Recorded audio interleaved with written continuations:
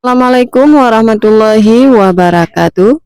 Saudaraku di channel cerita dimanapun saudara berada, Alhamdulillah yang telah meringankan tangannya untuk menekan tombol subscribe dan like di video ini. Hari ini saya akan menceritakan tentang seorang jamaah haji yang mendapat azab di tanah suci saat wukuf di Arafah karena tidak berbakti kepada orang tuanya, menaruh orang tuanya di panti jompo.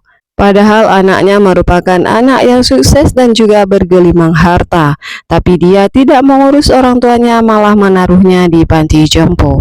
Sebelum kita melanjutkan kisahnya, mari kita menulis sholawat di kolom komentar agar kelak menjadi syafaat bagi kita semua. Di bawah mentari yang membakar dan langit yang tanpa awan, ribuan jamaah haji berpakaian ihram memenuhi padang Arafah. Hari itu adalah puncak ibadah haji, wukuf. Di sanalah setiap jiwa berhenti merenung dan memunajah kepada Allah Subhanahu wa Ta'ala, berharap ampunan dan rahmatnya.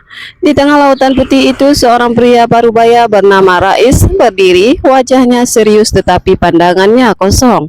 Rais datang dari Indonesia bersama rombongan dari kampungnya di Jawa Tengah. Ia dikenal kaya, pengusaha sukses, namun kerap dipandang dingin oleh orang-orang.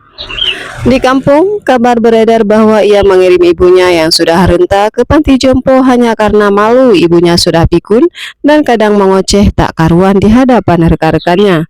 Sejak ayahnya wafat, Rais tak pernah lagi mau menyambangi ibunya bahkan saat hari raya. Kalau dia masih waras, masih bisa diajak ngobrol. Aku bawa pulang, tapi buat apa? Dia sendiri sudah tak kenal anaknya, ujar Rais suatu kali ketika ditanya kawan-kawannya. Maka ketika Rais berangkat haji, banyak yang menggumam, semoga dia mendapatkan hidayah di sana. Namun yang terjadi justru jauh dari harapan. Hari itu Rais bangun lebih awal dari biasanya. Langit di Arafah masih gelap, namun suara para jamaah mulai terdengar. Bacaan doa, tangis haru, dan zikir menggema perlahan. Ia melangkah keluar dari tenda dengan langkah tegap. Namun, sejak pagi ada sesuatu yang aneh. Langkah Rais terasa berat, seperti ada sesuatu yang menahannya. Beberapa kali ia tersandung batu kecil, matanya seperti kabur. Ia melihat ke kanan dan ke kiri, tapi tiba-tiba semuanya terlihat asing. Tenda rombonganku di mana ya? Gumamnya. Ia menoleh ke belakang, tapi semua tampak serupa. Tenda-tenda putih berjajar manusia lalu lalang. Rais menjadi panik. Ia coba menelpon petugas shelternya, tapi tak ada sinyal, tak ada yang kenal dirinya. Ia mencoba bertanya dalam bahasa Indonesia, tapi tak ada yang menjawab. Wajah-wajah yang ia lihat seperti tak memperdulikannya. Pak, Bapak dari mana? Bapak dari Indonesia, tanya seorang jamaah perempuan ketika melihat Rais duduk lesu di bawah pohon kering. Iya Bu, saya Rais, saya dari Pekalongan. Saya kehilangan rombongan saya. Loh, Rais, perempuan itu tampak mengenalnya. Saya Bu Sumarni, kita satu kloter. Namun Rais justru mengerutkan dahi.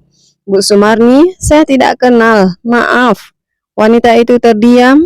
Saya tadi lihat Bapak pagi-pagi jalan ke arah bukit itu sendirian.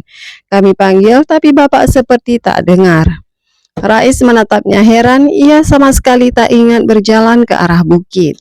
Waktu wukuf semakin mendekati puncaknya, di saat para jamaah larut dalam doa dan munajat, Rais justru tersesat. Ia mencoba kembali, namun seperti tak pernah sampai ke titik awal. Ia seperti dibawa berputar di satu tempat yang tak ia kenal. Peluh membanjiri tubuhnya, nafasnya tersengal, namun ada suara yang berbisik di telinganya. Kau datang ke rumahku, tapi menelantarkan ibumu sendiri. Suara itu samar tapi menghantam jiwanya. Rais menoleh, tak ada siapa-siapa. Tapi suara itu kembali datang berulang-ulang kali seperti gema yang menampar hatinya. Berapa lama ibu menangis menunggumu? Berapa kali ia memanggil namamu dalam sepi? Kini kau memanggilku, tapi di mana ibumu? Rais gemetar, matanya mulai melihat bayangan. Seorang wanita tua duduk memeluk lutut di sudut ruangan panti jompo, mengenakan mukena lusuh. Memanggil-manggil nama, Rais, anakku, kamu di mana? Ia menutup telinga berteriak, tapi suara itu makin kuat. Wajah ibunya makin nyata. Ia melihat ibunya di Arafah dalam khayal atau nyata. Ia tak tahu, namun ibunya berjalan menjauh dan semakin jauh, dan lenyap di balik cahaya terang. Petugas haji akhirnya menemukan Rais dalam keadaan linglung, duduk menyandar di batu besar di ujung Arafah. Ia tak mengikuti wukuf bersama rombongannya. Ia terpisah hilang arah ketika ditanya. Ia hanya bergumam pelan, "Aku tersesat, aku dengar suara ibuku." Petugas hanya mengeleng, "Pak Rais, wukuf sudah selesai. Kami cari Bapak sejak siang." Rais tak menjawab, ia hanya menangis air mata yang tak tertahan. Ia menyadari ibadah haji-nya tidak sah. Ia melewatkan rukun yang paling utama, yaitu wukuf di Arafah. Semua ibadah lain tak bisa menggantikannya. Setelah kepulangannya, Rais tak lagi sama. Di bandara, ia tak banyak bicara. Ia pulang ke rumah besar namun kosong. Tak ada istri, tak ada anak yang menunggu. Rumahnya sunyi.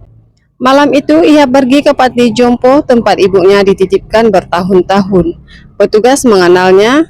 "Oh, Pak Rais, ibu Anda sudah meninggal 2 bulan lalu." "Oh, kami coba hubungi, tapi Rais menatap kosong. Ia berjalan ke makam ibunya keesokan hari. Di bawah langit mendung, ia berlutut menangis menjerit seperti anak kecil. "Bu, Rais pulang. Rais pulang, Bu." Tapi suara itu hanya tenggelam dalam bisu. Beberapa bulan kemudian, Rais dikenal sebagai pria yang menghabiskan hari-harinya di masjid. Ia bersih-bersih, menyapu, bahkan tidur di serambi. Jika ada yang bertanya, ia hanya berkata, "Aku telah menunaikan haji, tapi hajiku tak diterima karena aku durhaka." Ia menolak disebut haji, ia menolak dipanggil Pak Haji. Sebagaimana kebiasaan di kampungnya, "Aku tidak layak," katanya. Rais mulai menyantuni panti-panti jompo setiap malam Jumat. Ia berziarah ke makam ibunya dan membaca Al-Quran sambil menangis. Namun tetap luka itu tak sembuh. Karena ia sadar, ia baru mencari ibunya setelah kehilangan. Ia baru mencintai setelah ditinggalkan. Dan ia baru tersadar bahwa azab bisa datang bukan dengan api atau petir, tapi dengan kehilangan sesuatu yang paling utama, kesempatan untuk berbakti. Haji bukan sekedar perjalanan fisik, ia adalah panggilan hati dari Allah. Tuhan segala rahmat menilai bukan dari jumlah langkah, tapi dari kebersihan niat dan bakti kepada orang tua. Rais telah menunaikan semua syariat lahiriah, tapi ia kehilangan esensi batiniah. Ia telah sampai di rumah Allah, tapi Allah mengingatkannya, "Kau tak akan sampai kepadaku sebelum kau sampai kepada ibumu." Begitulah kisahnya. Kebenaran datang dari Allah, kesalahan datang dari saya sendiri. Akhir kata, wassalamualaikum warahmatullahi wabarakatuh.